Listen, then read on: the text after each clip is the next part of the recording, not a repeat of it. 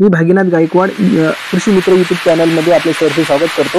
युवा मित्र व SMFG इंडिया क्रेडिट संचलित कृषी मित्र प्रकल्पाच्या माध्यमातून संगमनेर तालुक्यातील बोरबन गाव या ठिकाणचे महाराष्ट्र कृषी भूषण सन्मानित शेतकरी श्री आनंदराव गाडेकर यांच्या सेंद्रिय शेतीस कृषी मित्रांचा अभ्यास दौरा नुकताच संपन्न झाला।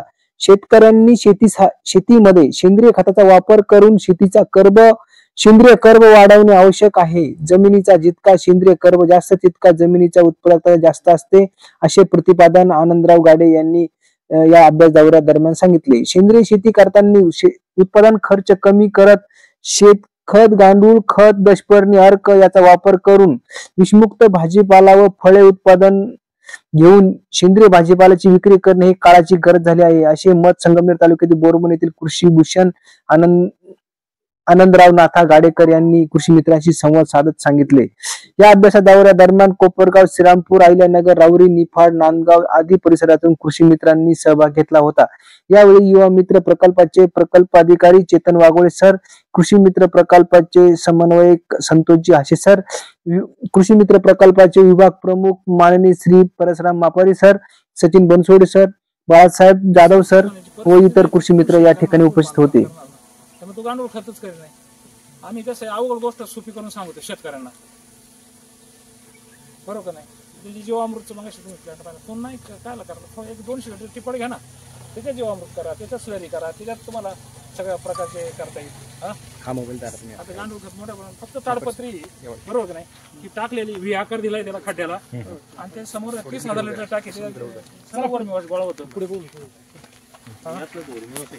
याच्यातूनच तिकडं मोटर ऑटोमॅटिक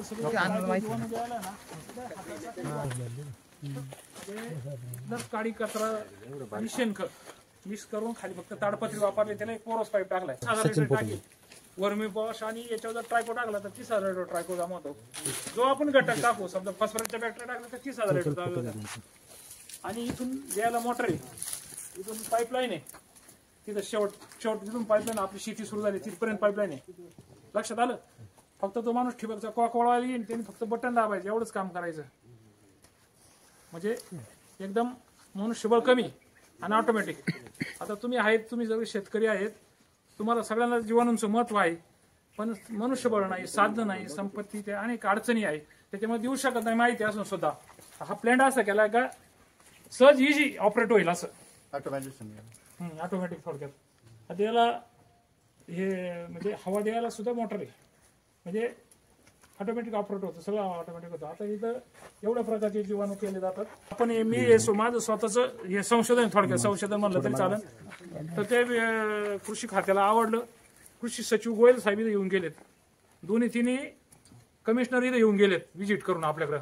2 गांडूळ खताचे बेड आहे, या कडास त्या कडाला पूर्ण त्यांनी काय केलंय, व्ही आकार केलाय, त्याला खाली ताडपत्री टाकलेली आहे, ते सगळं पाणी इथं येतं, वरमी सगळं इथे येतं, पाईप इथं खाली जातो। आपण मध्ये गेलो, आपण हाऊस बघणार आहे, त्याच्यामध्ये पूर्ण हे वर्मी वॉश इथं करेक्ट होतं।